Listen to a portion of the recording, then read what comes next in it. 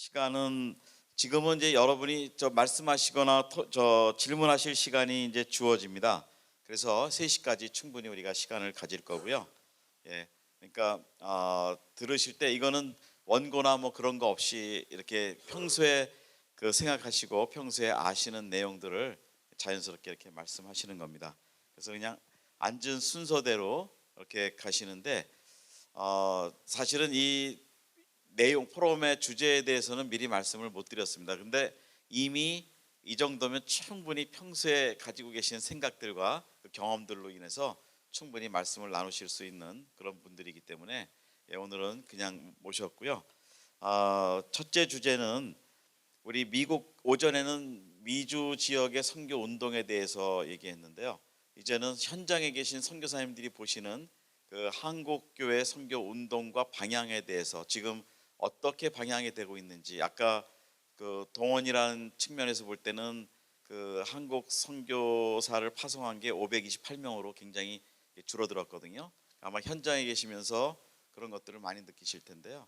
지금 첫 번째 잠깐 2, 3분씩 먼저 말씀해 주실 내용은 현장에서 보실 때 본국의 한국 교회 선교 흐름과 방향은 지금 어떻게 보고 계시는지, 그 말씀들을 1차 주제로 2, 3분씩 나눠 주시면 되겠습니다.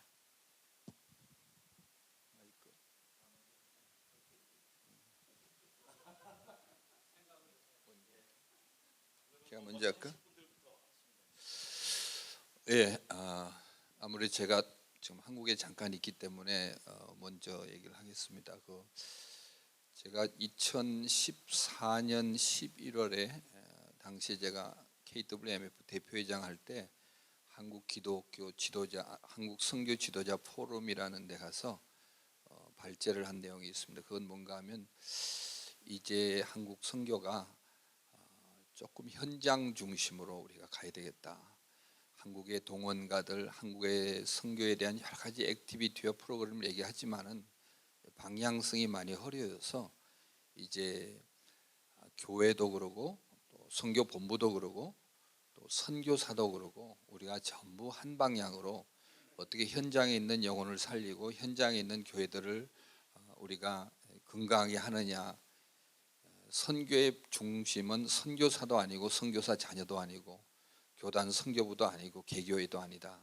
우리는 하나님께 다시 쓰임 받는 도구다. 그래서 그 방향성에 대해서 굉장히 강조해서 얘기한 적이 있습니다. 그래서 그렇게 굉장한 도전을 주고 현장 선교사로서 제가 작년 9월에 저희 교단 선교부 본부장으로 들어오면서 그 일을 이제 저보고 선교 지도자들이 그래요. 그럼 네가 한번 해봐라. 그래서 이제 지금 요즘 부담을 갖고 합니다. 그래서 연초에 2016년 1월 셋째 주에 CTS에서 2016년 한국 선교를 전망하다라는 그 패널 포럼을 했는데 그때 제가 오르가나이저를 하면서 역시 주제가 이제 우리 한국 교회가 눈을 떠서 선교를 선교사가 아니고 본부가 아니고 교회가 아니라 현장을 살려내는 거룩한 삼각관계에서 이제 거룩한 사각관계로 그 거룩한 사각관계의 가장 중심에 서 있는 곳이 현지 교회와 현지 지도자들을 우리가 세우는 그 일에 우리가 초점을 가지자 하는 그런 방향성에 대해서 계속 도전을 하고 있습니다.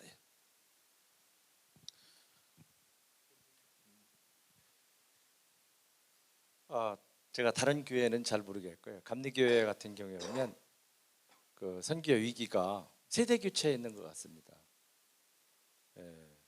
요즘에 이제 그 담임 목사님으로 이렇게 이어받으신 분들이 선교에 대한 의식들이 많이 좀 약화됐다는 걸 많이 느낍니다. 왜냐하면 전에는 은퇴하신 그 목사님들 보면 선교사님들한테 장학금을 받았고 또 선교해야 된다고 하는 아주 불타는 사명감으로 목회를 시작했거든요.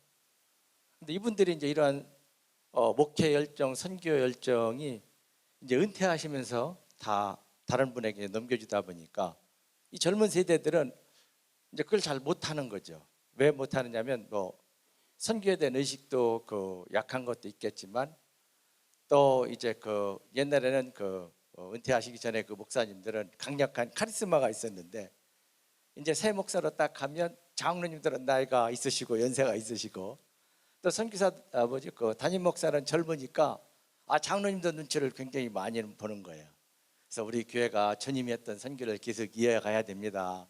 그리고 더 열심히 해야 됩니다. 그렇게 하면 우리 교회에 그것이 무슨 이익이 있는데 이렇게 보는 거예요. 그러니까 이제 시각도 내 교회 중심적으로 우리 교회 중심적으로 너무 그걸 바뀐 거죠. 옛날에는 그 옛날 목사님이 계실 때는 강력한 카리스마로 인하여서 또한 그 사명감을 해서 장로님 또 이렇게 순종을 했었는데 당신의 세대가 보니까 이러한 것들이 좀 이러한 시대가 되어져서 이걸 어떻게 또 우리가 극복하느냐 하는 것도 중요한 과제인 것 같습니다. 예, 저는 교단적인 배경이 제가 대학은 총신대학을 나왔고 세미나리는 합신을 나왔고 THM은 베프티스에 했고 박사과정은 나사렛에서 했습니다. 그리스도 교단, 그죠? 예, 그러니까 색깔을 다 볼 수 있었죠. 색깔을 다 볼 수 있는데 저는 이런 대회를 하고 세미나 별로 저는 세미나는 잘 가지 않은 건 별로 안 갑니다. 안 간데 이제 선교지에서 좀 있다 보니까 자꾸 불러서 이렇게 나와서 한마디 할 수 있는 기회들을 주어서 제가 이렇게 나오지만은 제 개인적으로는 거의 제가 강의를 듣든 뭘 듣든 처음부터 대학 때부터 지금까지 필기를 별로 하질 않습니다. 근데 오늘 처음으로 제가 이 노트를 갖고 가지고 몇 자를 좀 썼습니다. 왜? 이것이 변화되지 않으면은 사실은 이 한국 교회 선교 운동 방향 아무리 제시해봐야 별 의미가 없다. 저는 그런 생각을 들었습니다. 저는 늘 생각할 때마다 우리 한국 교회의 선교 운동과 방향이 지금까지 우리가 다 들었지만은 성경으로부터 출발하지 않으면 성경적으로 출발하지 않으면 말장난에 불과하다. 저는 그렇게 생각을 합니다. 방금 기도학교 하시는 우리 목사님 나오셔서 말씀을 하셨지만은 저는 이번 MF MC 대회 기도 대표 기도하신 분들의 기도를 한번 제가 다 듣고 분석을 해봤습니다. 과연 저 기도가 하나님께 향한 기도인가, 청중을 위한 기도인가, 청중을 향한 기도인가. 하나님께서 드리는 기도에 왜 성경 구절이 필요해요? 그런데 성경 구절 먼저 읽고 기도를 하시더라고요. 누구를 위한 청중을 위한 기도인지 뭔지는 뭐 이런 게 저는 좀 변화되어야겠다 그런 생각이 들어요. 하나님이 복의 근원이신데 하나님 축복해 주십시오 그러는데 사람은 축복을 하지만 하나님이 축복해 주신 것은 사실은 복의 근원이신데, 그러니까 용어 사용이 벌써 우리가 한국의 선교 운동에 뭔가 변화를 가져오려면은 우리 선교사님들이 이 앞에 서서 하시는 분들이 뭔가 변하지 않고는 지금까지 해온 그 이상으로 가기는 쉽지 않다. 저는 그런 생각을 해봤습니다. 길게 얘기하면 그러니까요. 예, 아프리카 케냐에서 사역하고 있는 이은용 선교사입니다. 눈 감으신 분들은 눈을 다 뜨세요. 아주 감을 날이 오니까. 저는 한 20년 정도 아프리카에서 별로 이런 선교 대회나 이런 운동 이런 데를 참여를 하지 못했었습니다. 그리고 한 5년 전, 4, 5년 전부터 우리 교단에서 총무일을 세계 선교사의 총무일을 맡으면서 이렇게 인발부되게 됐는데 제가 총무를 4년 전에 선임돼서 연임해서 지금 4년째 하고 있거든요. 근데 가서 보니까 우리 선교사들의 그 모임이 그냥 펠로십 차원에서 이렇게 되고 있더라고요. 그러니까 방향성도 없고 그래서 이걸 어떻게 우리 교단 내에서 좋은 그런 모델을 만들 것인가에 대한 그런 기도를 하고 또 몇몇 동지들과 기획을 하면서 좀 우리가 방향성을 잡고 선교가 우리 교단 선교가 가야 되지 않겠는가 이런 생각을 하면서 저희들이 정말 프랙티컬한 그런 포럼들을 하기 시작했어요. 그래서 우리 교단 내에서 선교사들이 과연 무슨 사역을 하고 있는가, 교단에서 정책을 세우고 방향을 제시해서 선교사들을 트레이닝하고 또 현장에 떨어져서 현장에서 온필드 미셔너리 트레이닝, 현장 진입 훈련을 하고 뭐 이런 시스템이 안 돼 있어요. 그래서 우리들이 과연 어떤 사역을 하고 있는가에 대한 리서치를 쫙 해보니까 우리 통합 측 선교사들이 뭐 처치 플랜팅, 교회 개척 선교를 한다라는 사람들이 굉장히 많고, 그다음에 교육 선교를 하는 사람들이 있고, 또 NGO 관련된 선교하는 사람도 있고, 또 디아스포라 취해치 하는 사람도 있고, 이래서 이렇게 쭉 솔팅아웃 해보니까 주제들이 이렇게 잡히더라고요. 그래서 저희들이 그런 주제들을 가지고 우리 교단의 선교 학자들하고 또 현장에 있는 선교사들하고 그 학술 심포지엄을 한 3년째 이렇게 하고 있습니다. 그러면서 우리가 주제별로 이론과 실천을 좀 묶어가지고 책들도 PCK 선교 저널도 이렇게 발간을 하고, 그러면서 이 방향성을 이렇게 잡아가다 보니까 향후에 그럼 우리 교단이 어떻게 이 선교, 해외 선교를 가지고 갈 것인가에 대한 고민들을 이렇게 하게 되고, 고민하다 보니까 제일 문제는 선교사들이더라고요. 선교사들이 처음엔 다 열정을 가지고 현장에 나오는데 현장에 막상 나와가지고 이 사람들이 방향을 못 잡는 거예요. 그래서 그냥 본의 아니게 애들 크고 이렇게 살다 보니까 그냥 선교 이민자로 한인교회 교인이 돼가지고 주일날은 한인교회에 참석하고, 그리고 애들 나이드나 주고 이러면서 자기 사역을 제대로 못 잡고 있는 사람들이 너무너무 많은 거예요. 그래서 그럼 저 사람들을 어떻게 엠파워링 할 것인가, 어떻게 저 사람들이 일할 수 있을 것인가에 대한 그런 고민을 하다 보니까 정말 선교사들이 우리 세대죠, 25년 이상 된 사람들 중에 과연 그 선교 현장에서 일하면서 좋은 현장에 맞는 그런 모델을 가지고 좋은 그 필라소피를 가지고 일하는 그런 사람들이 얼마나 되는가에 대한 퀘션이 딱 나오더라고요. 그래서 우리가 현장에서의 그런 소프트웨어 개발이 안 돼 있고 또 후배 선교사들이 들어와서 일할 수 있는 터전을 못 만든 것은 우리 선임자들의 책임이로구나, 이런 생각을 하게 됐습니다.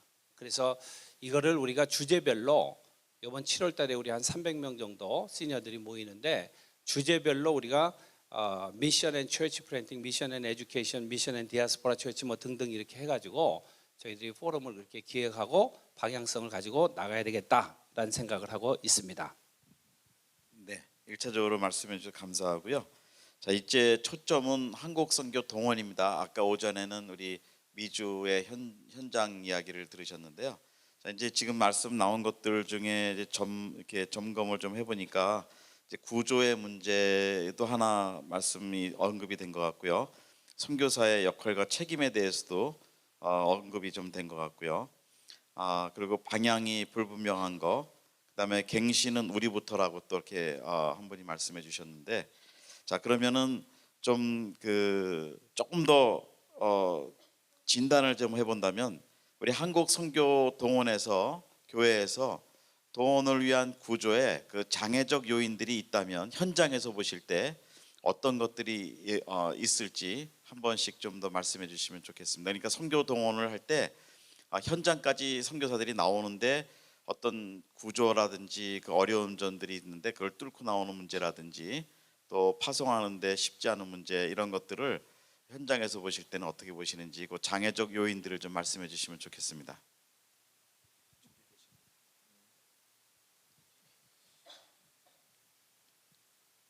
사실 지금 한국 교회가 굉장히 위기를 맞고 있다고 다들 염려를 많이 하고 있습니다. 그래서 결국 어저께도 제가 좀 말씀드렸지만은 우리 선교사들은 한국 교회가 파송받은 선교사들입니다. 그래서 한국 교회가 약화되면 어쩔 수 없이 우리 현장도 약화될 그런 불가불의 관계가 있습니다. 그래서 얼마 전에 문상철 박사님 중심으로 리서치한 보고에 또 전략에 있어서 한 가지 중요한 포인트가 뭔가 하면 지금 이제 대학생 젊은 세대들 쉽게 말하면 선교 자원에 될 만한 그런 많은 젊은이들이 방황하고 있다는 거죠. 그래서 교회도 젊은이들이 세상으로 간다 그러고 선교사들도 그들에 대해서 포기를 하고 하니까 우리가 정말 더 적극적으로 우리 젊은 세대들을 향한 그런 그 선교 모빌라이저 동원가들이 나와야 되겠다는 생각을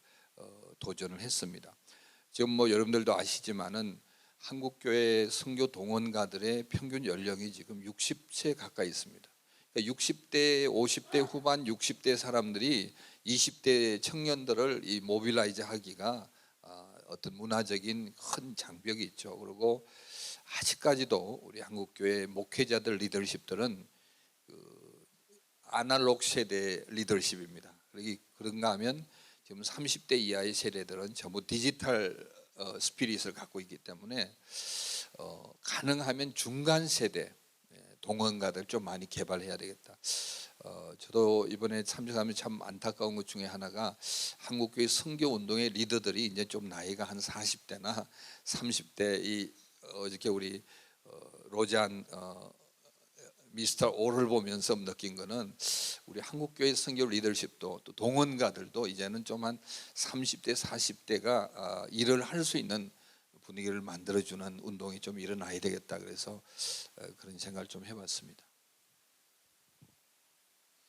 아까 그 목사님께서 말씀하신 대로 뭐 총체적인 위기라고 많이 보는 거죠. 그럼 이건 해결할 책이 없는 건가? 이것도 또 우리의 또 숙제인 것 같고요. 일단은 먼저 제가 생각하기엔 한국의 그 신학교의 구조가 좀 바뀌어야 된다고 봅니다.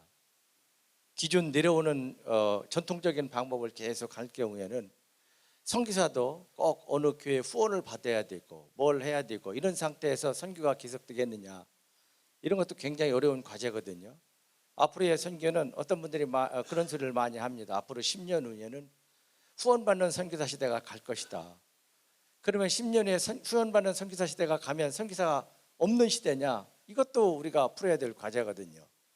그렇다면 이걸 대비하기 위해서는 우리가 선교사들 그 발굴을 해야 되는데, 기존 후원받는 그 체계보다도 좀 자비량으로 하는 그런 체계가 좀 됐으면 좋겠다. 저 자비량이 안 된다면 정말 우리가 영적인 부흥이 일어나서 우리가 한 번 사는 삶이 이 땅에서의 삶이 아니라 하나님 나라를 추구하는 삶인데, 대부분이 이제 한국에 가서 이렇게 물어보면 신학교 가는 사람에게 솔직히 한번 얘기해 보라고, 왜 신학교 가느냐, 그러면 역시 담임 목사님, 큰 교회 목사님 모습이 너무 아름답고 훌륭하고 좋은 거에 매스컴 타고, 근데 이런 분들이 얼마나 되냐고.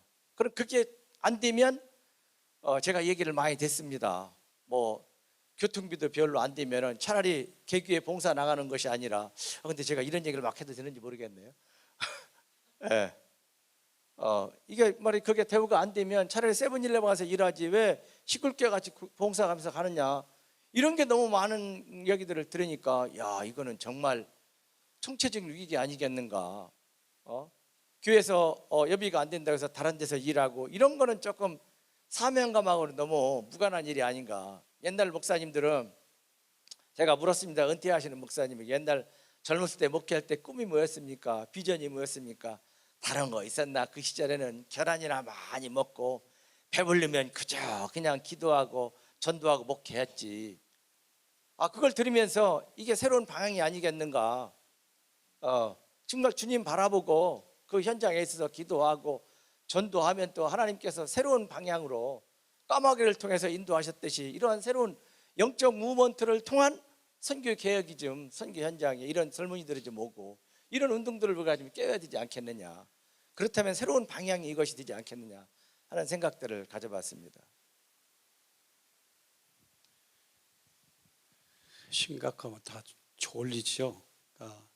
사실은 이건 이미 우리 한국 선교가 앞으로 한국 교회가 어렵게 될 징조는 이미 오래전부터 있었습니다. 지금 얘기가 아니고. 왜냐하면은 저는 어린이 사역자로 부름을 받았었고 어린이 사역을 해왔던 사람이기 때문에 한국 교회가 어린이 전도와 어린이 사역에 등한시할 때부터 알아봤습니다. 왜? 조금 더 있으면은 우리 선교지에 그런 프로그램보다도 한국이 더 뒤떨어지겠다, 그런 생각을 저는 가졌었으니까요. 그런데 실질적으로 현재 한국교회 현실이 그때 우려했던 것처럼 똑같이 지금 주일학교가, 어린이 주일학교가 없는 교회가 전체 약 50% 정도가 없다고, 그런 얘기를 들었을 때 이제 그게 벌써 한 10년 전 얘기지만은 현실로 지금 들어왔고, 이것이 앞으로 선교 동원에도 큰 어려움이 있다. 저는 늘 변화를 이 마이크 들 때마다 얘기를 하지만은, 변화는 큰 변화가 아니라 조그만 사고 전환이 되지 않으면은 아마 이것은 앞으로도 묘연하다, 저는 그렇게 생각을 합니다. 왜냐하면은 우리 한국 교회를 자세히 보시기 바랍니다. 누가 한국 교회의 가장 큰 문제를 일으키고 있는 사람들인가? 저는 코스타 집회부터 없어져야 된다고 봅니다. 예. 어른들 집회만 많이 하고 애들 집회는 별로 관심도 없고 지원도 안 해요. 그런데 어른 집회는 돈 싸갖고 들어가가지고 가서 한 번 갔다 오면은 모든 프로필에 나는 코스타 강사 해놨어요. 유럽 가니까 코스타가 있는데 왜 코스타가 왜 가요 거기에? 나는 뱅콕까지 코스타가 들어온 거 보고 깜짝 놀랐어요. 예. 그러니까 요것부터 위에 리더급에 있는 분들이 사고를 전환하지 않으면은 앞으로도 묘연하다. 우리 선교사들이 아무리 허우적거리고 헤엄쳐봐야 아무 의미가 없다. 저는 그렇게 생각을 해요. 그 다음에 또 하나는 우리 선교사님들 가운데 지금 여기에도 아까 우리 이지한 선교사님이 이렇게 앞에서 피를 토하듯이 말씀하셨지만은, 여기에도 유수한 강사들이 참 많이 계시는데 이름 없이 빚도 없이 하기 때문에 전혀 선택받지 못하고 어디 불러가지도 못하고 어디 서지도 못하고 오라는 데도 없고, 그러니까 갈 데도 없고 그러죠. 예. 물론 유명하신 분들은 다 이곳저곳 가시겠지만은 지금 저희가 한국 가면 갈 데가 없잖아요. 첫째 오라는 데도 없어요. 그러니까 갈 데도 없고 선교비도 안 줘요. 그러니까 실질적으로 뭔가 계기가 되려면은 지금 가던 방향에서 약간 생각을 변치. 우리는 지금 사진 찍을 때 저기까지 가서 사진 찍으면 시간 엄청나게 들여서 사진 찍었잖아요. 우리 여기 앉아서 위에서 탁 찍으면은 엄청나게 멋있게 나오거든요.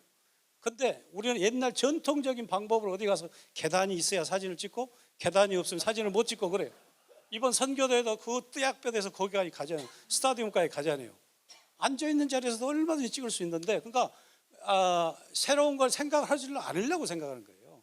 그러니까 어떻게 한국교회의 선교 운동이라든가 이런 모든 것을 바꿀 수 있겠어요? 다 교단의 소나기에서 놀아나고 있는데. 그러잖아요. 지금 다 교단의 소나기에서 선교 회장 추천한 것까지 교단의 소나기에서 놀아나지. 저는 교단 대표가 아니고 저는 페이스 미션으로 미션 단체로 나갔고 지금 미션 NGO에서 근무하고 있고. 여러분 미션 NGO가 뭔지 아세요? 모르시잖아요. 몰라요. 근데 NGO를 비판하죠. 근데 미션 NGO는 뭔지도 모르죠. 우리끼리도 모르는데. 그러니까 우리가 생각이 전환을 하지 않으면은 앞으로 백날 앞에 포럼을 수백 번 해도 그 자리에서만 하는 것이지 밖에 나가서 행동으로 옮겨지지 않는다는 거예요. 너무 세게 말씀드립니다. 지금 질문의 여지가 현장 선교사가 본 한국교회 동원의 문제점, 그죠? 네. 저는 두 가지로 좀 이야기하고 싶은데, 첫 번째는 선교에 대한 그 컬링이 없어 보이는 사람도 교회에서 일정 기간 동안에 봉사를 하고 나면 3년이든 5년이든 이분들을 어디 길을 터줘야 돼요. 그건 진짜 실제로 제가 들은 이야기입니다. 그래서 그 중에 하나가 이제 선교 현장으로 내보내는 것인데, 다른 교단은 잘 모르겠습니다만은 제가 비판도 많이 하는데 우리 교단 같은 경우에 총회에서 정한 그런 선교비가 있어요. 처음 나갈 때 2,100불을 지원해야 된다. 근데 이 선교사 홀세일 이런 게 생겨가지고 100만 원만 주면은 이제 선교사 파송할 수 있는 권한을 준다. 그러니까 총회의 교회 재정이 점점 줄어드니까 또 예배당은 크게 짓고 또 멀게 짓는 내야 되고 그리고 또 교회 자체적으로 스태프들 월급은 줘야 되니까 이런 이제 병폐들이 이렇게 막 생겨나더라고요. 그러니까 선교사들이 후보생들이 100만 원 가지고 못 살 걸 다 알거든요. 다 똑똑해가지고 정보화 시대라서 그렇기 때문에 이 사람들이 선교사로 나가는 그 학생들이 현격이 줄어들고 그리고 제가 지난 학기에 장신대 가서 한 학기 강의를 했는데 학생들이 이렇게 리서치를 해보니까 많은 학생들이 빚을 지고 공부하고 있더라고요. 그러니까 졸업하면 이 빚을 또 갚아야 돼, 학자금을. 그런 이제 애로가 있고 또 선교 현장에 나가기는커녕 뭐 아골골짝 빈들에도 갈 곳은 없다. 이런 이야기들을 자기네들이 하고 기도 제목이 전임 전도사 나가는 게 기도 제목이다. 뭐 이런 얘기들을 하더라고요. 그러니까 선교 현장까지 그냥 팔딱팔딱 뛰는 그 젊은 사람들이 나가야 되겠다라는 그런 생각을 가지고 있는 사람들이 제가 리서치해 보니까는 원 디짓도 안 돼요. 숫자적으로 퍼센테이지로 그런 애로가 있고 또 하나 그 현장에서의 우리의 책임도 있다고 봅니다. 동원이 안 되는 이유가 정말 한국 현장하고 한국 교회하고의 이런 네트워킹 시스템도 있지만은 선교 현장에 가가지고 우리 후배들이 보고 이야 정말 우리가 단기로 가보니까 아니면은 우리가 얘기를 들어보니까 저기 가서 우리가 뼈를 묻어야 되겠다라는 그런 동기부여를 우리가 잘 못 해주고 있습니다. 그래서 이런 우리 현장 쪽하고 또 한국 교회의 그런 머티리얼리즘 다미네이트 되어 있는 그런 상황들 이런 것들이 동원의 장애 요소가 아닌가 그렇게 생각해 봅니다. 네, 우선 두 가지 질문으로 말씀을 들어봤고요. 이제부터 여러분들 중에 이 두 가지 질문, 그 한국 선교 운동의 어떤 방향과 흐름에 대해서 들어봤고요. 두 번째로는 그러면 그 흐름 안에 장애적 구조는 어떤 것인가 그 말씀을 들어봤습니다. 우리 여러분들 중에 좀 이렇게 말씀하시거나 우리 패널들께 질문을 해주시고 싶은 분들 계시면 손을 들어주시죠. 언급을 하시면 마이크 하나가 엑스트라가 그 플로어에 가능한가요? 안 돼. 오케이. 이거 하나.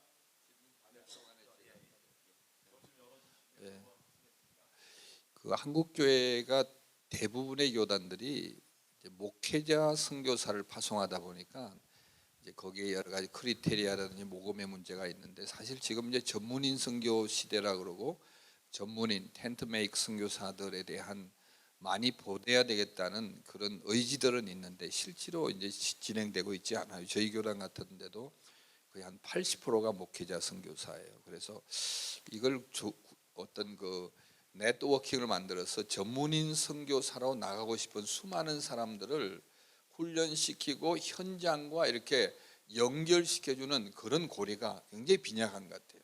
그래서 일단 훈련까지는 되는데 그 다음에 동원돼서 필드로 나가는 그 퍼센티지는 less than 10%. 그러니까 수많은 사람이 전문인 선교사로 하기 위해서 훈련을 받아서 오라는 데도 없고 갈 길을 잃고 있는 그런 동원의 또 한계점도 느끼는 것 같아요. 네, 그거 갖고 계시고, 우리 배한호 선교사님 마이크 좀 여기 한 분 오셔서 마이크 좀 드리시죠. 저쪽에 서 계시죠. 지금 아주 중요한 논의가 지금 되고 있는 것 같은데요. 저는 지금 한국 교회에서 긴 안식년을 갖고 선교지에 나온 지 이제 1년밖에 안 됐습니다. 그러니까 한국 교회에 저는 아프리카 탄자니아 선교사로 있다가 그 한국 교회 안식년을 가지면서 제 모교인 총신신학대학원 또 선교대학원을 비롯해서 여러 학교에 강사로서 그렇게 교수 사역을 좀 했습니다. 그러니까 한국 교회의 실상을 저는 그야말로 뼛속 깊이 경험했습니다. 저는 그 영국에서 스코틀랜드에서 석사 박사를 선교를 전공을 하고 학위를 가지고 이렇게 탄자니아에 선교사로 나가서 거기서 랜딩하는데도 너무너무 힘들었습니다. 얼마나 막 시샘이 많고 핍박을 하고 뭐 얼마나 그걸 막 다 감수를 했습니다. 아무튼 그러니까 선교지의 현상도 저는 경험을 뼈저리게 눈물로 경험을 했고요. 또 한국 교회에 들어가서 지금 신학교의 상황과 저는 이제 교회 집사 출신이니까 저는 아직도 집사 의식이 충만합니다. 그야말로 저는 항상 제 자신의 아이덴티티를 집사로 그렇게 평신도 집사로 저를 아이덴티티를 하기를 즐깁니다. 본론을 빨리 말씀해 주시면 감사하겠습니다. 근데 아까 지금 말씀 여러 가지 많이 나누는데 그러면은 저는 이렇게 생각해요. 우리 정석 선교사님의 나눈 말씀에 전적으로 저는 동감을 하는데 여기서 지금 아무리 논의를 해도 신문에 이렇게 막 대문짝하게 나오고 뭐 CT에서 다 방송이 돼도 목회자들은 꿈쩍도 않습니다. 노는 물이 다릅니다. 선교사들이 모인 곳에는 선교사들 자기들끼리만 축제하고 잔치고 목회자들은 그냥 수많은 그러니까 뉴스 홍수 속에 그런 게 있구나 하고 지나갑니다. 이게 고착된 지가 오래됐고 이것이 나는 왈 말하는 시니어 선교사들의 책임이에요. 선교지 문을 다 흐려놓고 제 동기 목사들 이야기하는 게 뭔지 아십니까? 선교사들을 불러놔놓고 설교시키면은 아무것도 들을 때는 무용담 이야기는 한두 번으로 좋지 아무 은혜도 끼치지도 못하고 그런다는 것입니다.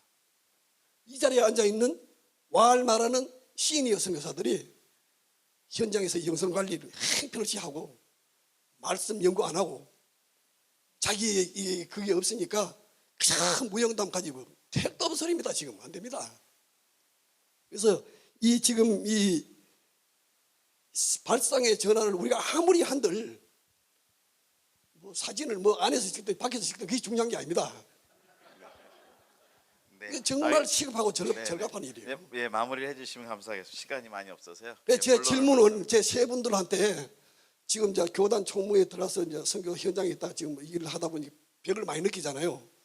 그러니까 실질적으로 대안을 제시해 주시기 바랍니다. 그럼 어떻게 해야 되겠느냐? 제 질문은 네 분 다 거기에 대해서 질문을 하면 이렇게 지금 목회자다가 노는 물이 따르고 성교에 노는 물이 따른데 이것을 간격을 좁히려면 어떻게 해야 될 건지 그거 한번 듣고 싶어요. 네, 우선 다른 또 플로어에서 말씀하실 걸 종합해서 마무리로 하면 시간이 이제 10분 남아서 한두 분 더 질문을 듣고 맞고 한 번에 종합적으로 답을 듣겠습니다. 네, 네 분 귀한 말씀 감사합니다. 저는 전문인 선교를 하고 있습니다. 캄보디아에서 지금 무료 안경점을 하면서 거기 의료 사역, 그다음에 자원봉사 하시는 그런 의사들이나 또 의대생들, 또 의료 전문인들, 또 실업인들을 차세대 지도자 훈련을 이제 하고 있고 이제 그런 사역을 하고 있습니다. 그래서 저는 이제 교회 지원을 받거나 그런 것은 아니고 몇 명이서 이제 함께 그 단체를 만들어서 지금 현재 이렇게 전문인 사역을 하고 있는데 이제 캄보디아의 그 형편을 제가 한 10년 이제 좀 넘게 다니면서 보니까 대부분이 이제 교회를 개척하는 그런 사역에 집중하고 계신데 이제 선교사님들이 오시면은 그 교회를 건물로 생각하시는 경향이 많습니다. 그래서 교회는 사람인데 먼저 교회 건물을 세우고 십자가를 세우고 그렇지만은 캄보디아 같은 경우는 완전히 불교 국가이기 때문에 거기서 교회를 세운다고 하는 것은 절간 앞에다가 이렇게 교회를 세우는 것이나 절간 안에다가 세우는 것이나 마찬가지입니다. 그래서 교회들이 텅텅 비고 굉장한 낭비를 하고 있습니다. 그래서 그런 것들이 이제 그 외국인 선교사님들 뉴질랜드라든지 뭐 호주 여러 군데서 오신 분들 보면은 조그만 건물을 하나 이렇게 빌려가지고서 애들을 이렇게 돌보는 일부터 시작을 합니다. 그리고 걔네들한테 영어 가르쳐주고 먹이고 재우고 한 1년 하다 보면 걔네들이 영어를 다 하고 예수님을 다 믿습니다. 그렇게 이제 커가면은 걔네들이 한국인들이 세운 선교사들이 세워갖고 비어 있는 그 교회 건물을 활용을 해가지고서 그 로컬 사람들을 데리고서 10대 아이들이 설교를 합니다.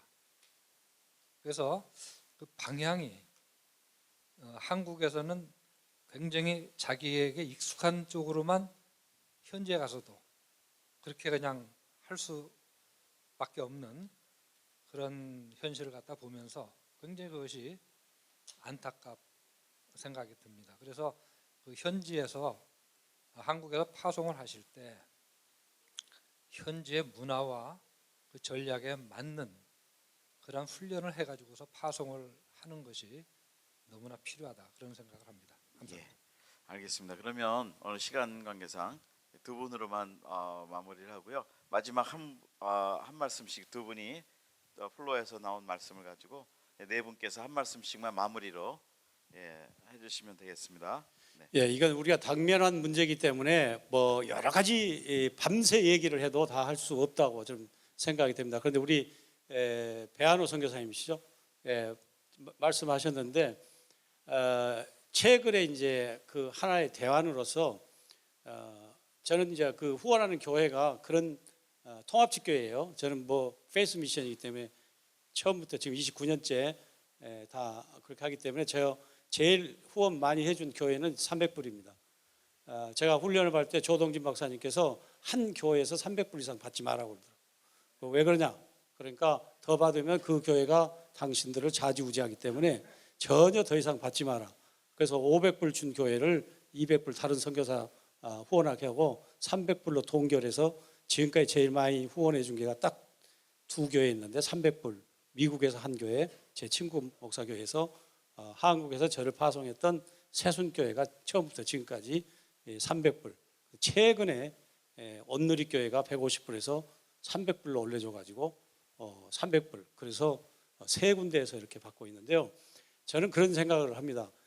우리 선교사님들이 지금 어디 가서 리크루트도 못하는 게 뭐냐면 오란말도 못하는 게 우리는 가면은 우리는 기대합니다. 뭘 기대하냐면 나한테 선교비를 주는 것을 제1차적으로 기대를 하고 방문을 합니다.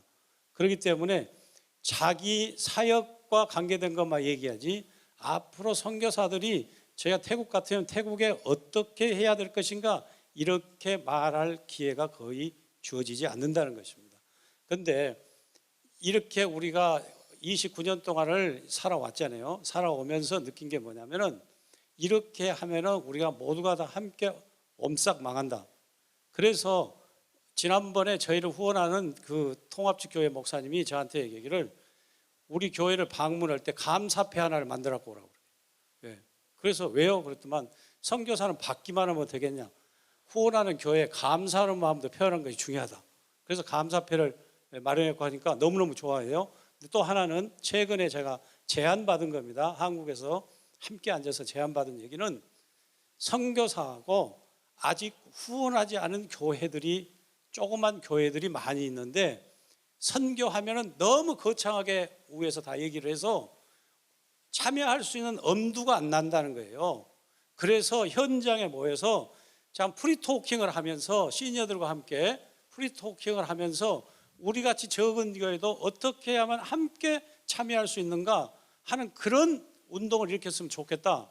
그래서 제가 그걸 머리에 담고 지금 태국에 가서 시니어 모여서 함께 우리가 허심탄회하게 부담 없이 만나서 함께 우리가 앞으로의 선교를 어떻게 했으면 좋겠는가 하는 그런 것을 한번 시도해 보려고 그럽니다. 가능성이 있다고 봅니다. 좋은 질문 하셨는데요. 우리 한국 교회가 최근 한 30년간 돌아보면 선교에 굉장한 그 붐이 일어나니까 한국 교회 선교를 주체, 이니시어티브를 잡는 사람들이 잘못됐었어요. 처음에는 한국 선교 동원가들이 말을 잘해요. 막 사람들이 하다가 이게 너무 좋으니까 목사님들 선교에 아무것도 모르는 선동가에서 선무가 선교 모르는 목사님들 돈이 많이 있으니까 막 전 세계를 하다가 이게 또 선교하니까 뭐 집회가 하니까 이 또 정치가 생겨가지고 선정가들이 한국 교회를 좌지우지하다 보니 이 카오스가 됐어요. 근데 우리가 현장 선교사들이 자신들의 사역에 너무 매이다 보니까 괴리감이 너무 많이 생겼어요. 그리고 이제는 선교 현장에도 각 지역마다 선교 전문가들이 나타나고 그 선교 전문가들이 필드에서만 외치는 것이 아니라 이제 한 명, 두 명 본부에 들어와서 사역을 합니다. 이제 그 중에 저도 같은 사람도 한 예인데 저희 교단 같은 데는 지금 선교 구조가 이사회도 있고 있지만은 총회나 이사회에서 100% 후원을 합니다. 그래도 선교지에서 33년 지나고 선교학 박사도 받은 저분이 하니까 우리가 모두 지원하자. 이 사회가 그냥 후원 이사회처럼 되고, 그러니까 선교, 저는 여러분께 도전하고 싶은 것은 한 20, 30명 되신 분들은 바깥에서 자꾸 이렇게 외치지 말고 본부에 와서 한 몇 년 정도씩이라도 한국교회 선교의 로드맵을 이제 우리가 만들 시대가 왔다고 저는 생각합니다. 그리고 두 번째는 최근에 저희들이 이제 60세 이상 된 시니어 선교사들 한번 모여서 건강한 이양과 행복한 은퇴라는 주제를 가지고 한번 포럼을 했는데 저희들이 굉장히 충격을 받았습니다. 이양을 준비하는 선교사들이 거의 없고 은퇴 앞에도 아무것도 없다는, 그게 뭔가 하면 한 번도 가보지 않았던 길을 우리 1세 선교사들이 갔기 때문에, 아까도 몇몇 얘기했기 때문에 우리 현장 선교의 분위기가 그 시니어들이 존경받는 분위기가 되지 않았기 때문에 거기에서 한국 교회가 또 선교에 대한 굉장히 지금 좌절해 있어요. 그러니까 사실 우리 스스로가 지금 여러 가지로 역할이라든지 앞으로 이양에 대한 준비도 하고 팀 선교도 만들어 나가면서 우리에게 책임이 있다고. 저는 요즘 굉장히 고민스러운 게 한국 교회 선교의 미래는 한국 교회에 달린 게 아니라 우리 시니어 선교사들에게 달렸다는 거죠. 우리가 정말 회개하고 우리가 정말 해야 될 역할을 하면 선교 현장이 건강해지고 그러면 후배들도 많이 따라올 텐데, 어떤 면에서 선교의 지금 가장 큰 거침돌이 우리 정성교 사님했지만 우리 시니어 선교사들이 아직도 그 의식 자체가 개인주의적인 그래서 우리가 좀 의식의 변화가 있어야 되겠다. 그래서 한국 교회를 위해서 시니어들이 좀 더 희생할 수 있는 그런 장을 만들었으면 좋겠다는 제안을 합니다. 제가 드리고 싶은 얘기도 앞에서 좀 다 하셨지만 그런 것 같습니다. 선교사들이 지금 세련되지 못했고 설교를 하는 건지 선교복을 하는 건지 전혀 영향력도 없고, 그러니까 어쩌다가 참석했던 목사님들 그냥 도망가시고, 이게 다 우리에게 책임이 있다고 봅니다. 그래서 이번에 또 제가 뭐 확정된 건 아니고요. 제가 지도력 개발회를 이제 2년 후에 해야 되니까 이걸 어떻게 하면 좀 한국 목사님들, 우리를 후원하시는 목사님들, 또 선교에 관심 있는 목사님들을 더 선교에 동역화를 시킬 것인가 깊이 고민하고 있습니다. 그래서 만약에 2년 후에 이 선교 대회가 4년 후에 말입니다. 4년의 대표회장 맡으실 그 분이 한국에서 하신다고 그러면 2년 후엔 제가 한번 미국에서 하고 싶고, 또 그분이 또 4년 후에 미국에서 하신다 그러면 제가 2년 후에 한국에서 한번 하고 싶다. 지도력 개발회의를 선교사들끼리 모여서 진지하게 리더십 세미나도 하고 또 포럼도 하고, 또 저녁에는 또 아니면 또 한국교회 그 목사님들과 함께하는 시간들을 좀 만들어서 이걸 좀 저희들의 고민도 좀 이야기하고, 그분들이 우리에게 바라는 것들이 무엇인지 좀 듣고, 그래서 새로운 것들을 좀 반성하는 기회로, 그래서 새롭게 나가는 그런 방향성을 제시했으면 좋겠다, 그런 마음을 가져봤습니다. 예, 우리 배성 기사님께서 선교사들 시니어들이 영성 관리도 잘 못하고 또 한국 목회자들은 선교에 대한 관심이 없고, 그리고 이런 홍수처럼 많은 뉴스 가운데 하나로 지나가고, 그렇게 조금 전체적인 흐름을 나름대로 개인적으로 이렇게 보신 것 같은데 100%가 그런 건 아니겠죠. 또 선교사님들 가운데 여기저기 꽂혀가지고 영성 관리를 잘 하시면서 여기 이렇게 익스포즈 되지 않지만은 사역을 열심히 하시는 분들도 많이 계세요. 그리고 또 한국 교회도 이런 걸 통해 가지고 선교에 동참하는 분들도 많이 계시고, 그러면은 이제 대안이 뭐냐, 대안을 내놓으라. 근데 우리 현장 선교사 입장에서 볼 때 대안은 우리가 만들어 가야 된다라고 그렇게 봅니다. 그래서 선교의 그런 그 모델을 창출해내기 위해서는 시간이 오래 걸리겠죠. 그리고 여러 가지 필라소피를 잘 셋업을 하고 선교사들이 이렇게 나가야지 대안이 만들어져 가지 않을까 하는 그런 생각을 제가 해봅니다. 그리고 이런 선교 대회가 우리 회장님 얘기하셨지만은 차기 선교대 지도력 개발 회의를 한다면은 우리가 지금 뭐 100불씩 뭐 이렇게 회비를 걷는 것 같은데 한 200불만 걷으면은 20만 달러가 되기 때문에 선교사들이 충분히 100불 정도 더 낼 수 있다라고 보여지고 저녁 예배 때는 몇 분을 모시더라도 오전 오후 모든 시간은 정말 프랙티컬하게 우리가 대안을 만들어 갈 수 있는 시니어들이 그동안 30년 40년 동안 경험한 것을 집대성해서 노하우를 전수할 수 있는 그런 시스템으로 가면 좋겠다라는 제안을 사무총장님께 드리면서 말을 맺습니다. 네, 감사합니다. 예, 제가 더 이상 설명을 안 드리고 수고들 하셨습니다. 일어나셔서 인사하시고요. 감사합니다.